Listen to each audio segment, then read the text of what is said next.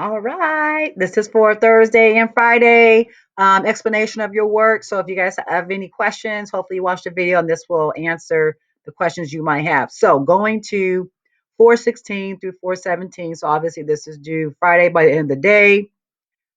Click there and then you're going to see, let's go to the instruction page here. So you have, here's your instructions. Let's see here, your terms, tells you what to read, the different things you're going to read for this particular assignment, and then also what your final thing is to complete for your points. So let me just kind of click and show you guys each thing. You have your terms, go there. All right, so yeah, I'm crazy, I know. Anyway, you have your terms. You have two this time. It goes over some of the terms that we're going to be using for the next assignment. So make sure you guys jot this down.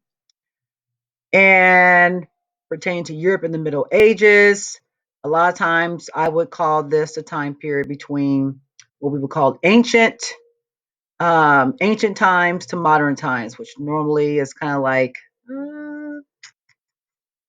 let's say, the beginning of a AD up until like the 1450s would be what we call the medieval times. So you can kind of look that up too. You're going to see different dates in different places, but just kind of wanted to point that out.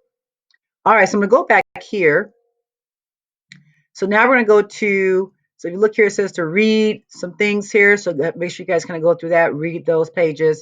So I'm going to click here. And this is feudalism. So make sure you read through this information here about feudalism.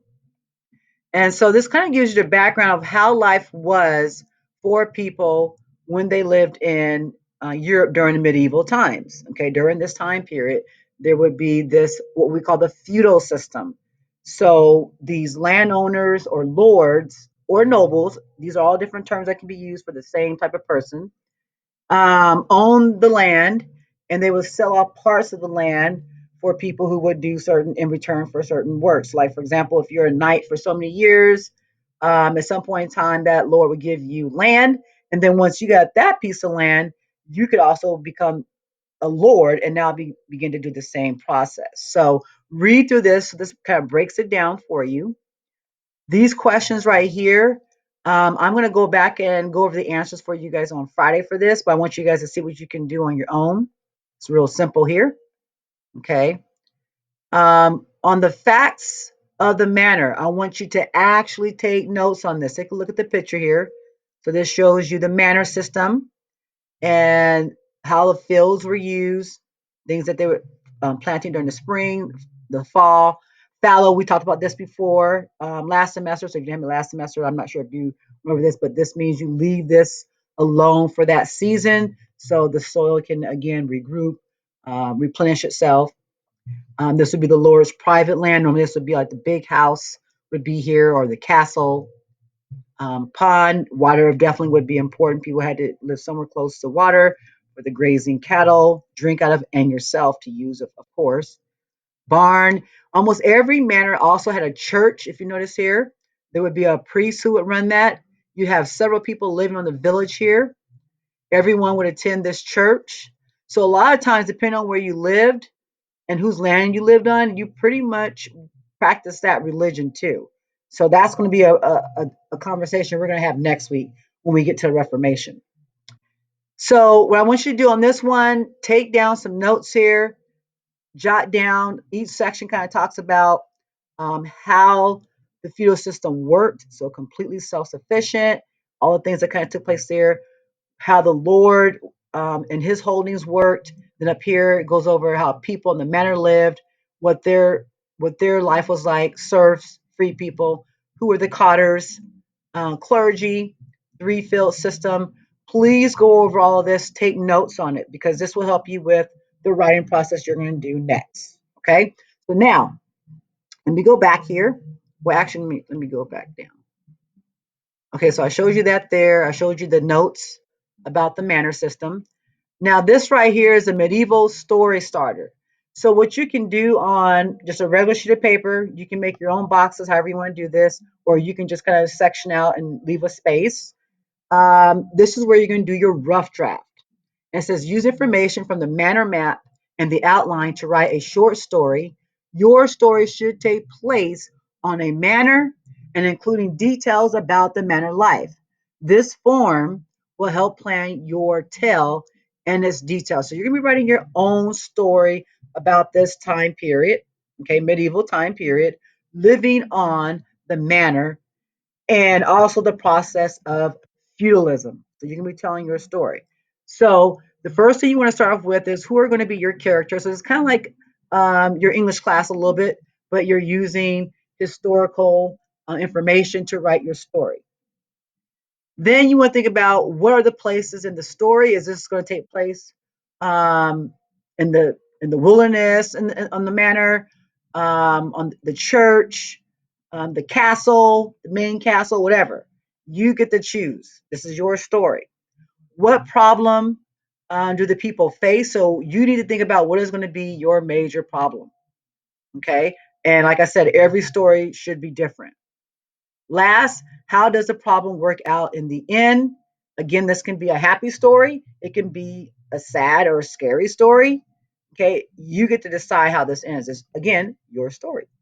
So, if you scroll down, this kind of gives you an idea how I will be scoring your story, describes the people, setting is accurate, clear problem, works out the problem, uses facts as details, uses writing skills, and please remember, I'm going to go back again.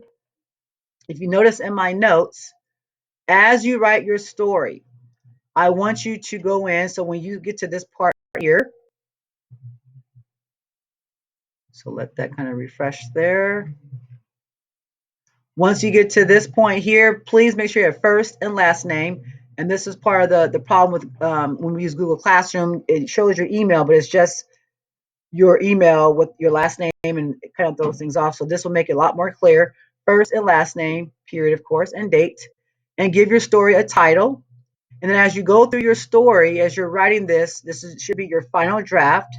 When you go through that, if you look here, the final draft copy of the Google Docs, so we'll use the Google Docs that you are going to turn in. In your story, highlight the main characters pink. So who's in the story should be pink.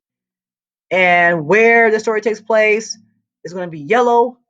What is the problem of the story? Light blue. And the resolution or how this story is resolved. You guys learn all this stuff in English, of course. That should be light green. Okay. And then make sure you cover everything in the rubric that's listed on the sheet here. So when you go here to your Google Docs, let that pull up there. As you write your story,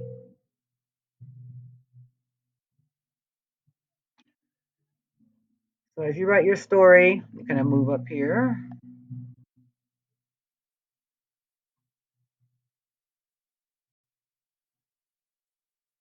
I'm just going to choose a space here since this is constantly refreshing on me. Okay, so you say once a time in London, England. Now this is kind of sloppy. I'm just trying to give you guys an idea. As I highlight that there, if that is my location, what did I say location should be, or where the story takes place?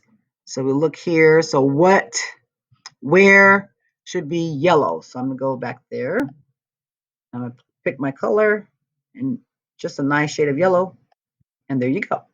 So that way you should have 4 colors in your story saying exactly where things are in your story. No questions about it. You know where it is. I know where it is.